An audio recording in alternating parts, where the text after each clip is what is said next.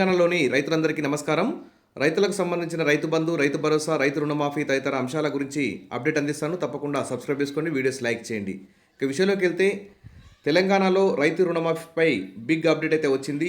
August 15 లోపు 2 లక్షల వరకు రుణమాఫీ చేసేందుకు తెలంగాణ ప్రభుత్వం అయితే కసరత్తు చేస్తుంది. ఈ రుణమాఫీ మాత్రం కేవలం పట్టాదారు పాస్బుక్లు మరియు రేషన్ కార్డులు ఉన్న వారికి మాత్రమే రుణాలను మాఫీ చేయనున్నట్టు తెలుస్తోంది. ఎంపీలు, ఎమ్మెల్యేలు, ఎమ్మెల్సీలు, ఇన్కమ్ ట్యాక్స్ చెల్లించేవారు, ఉద్యోగులను మినహాయించనున్నట్లు సమాచారం. ఏ విషయమైనా క్యాబినెట్లో ఈ 2-3 రోజుల్లో చర్చించి దీనిపై తుది నిర్ణయం తీసుకుంటామని చెప్పడం జరిగింది. ఇక కటాఫ్ తేదీ కూడా నిర్ణయించారు. 2018 డిసెంబర్ 12 నుంచి తీసుకున్న రుణాలను మాఫీ చేయనుంది. ఈ 2-3 రోజుల్లో మరి ఎవరెవరికి రుణమాఫీ అవుతుందో వారి యొక్క పేర్ల లిస్టు కూడా మరి ప్రభుత్వానికి చేరే అవకాశం ఉంది.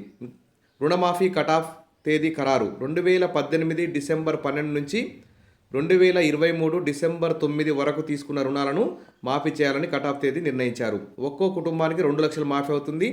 ఒకే విడతలో 35,000 కోట్ల నిధులు అవసరమవుతాయని అంచనా.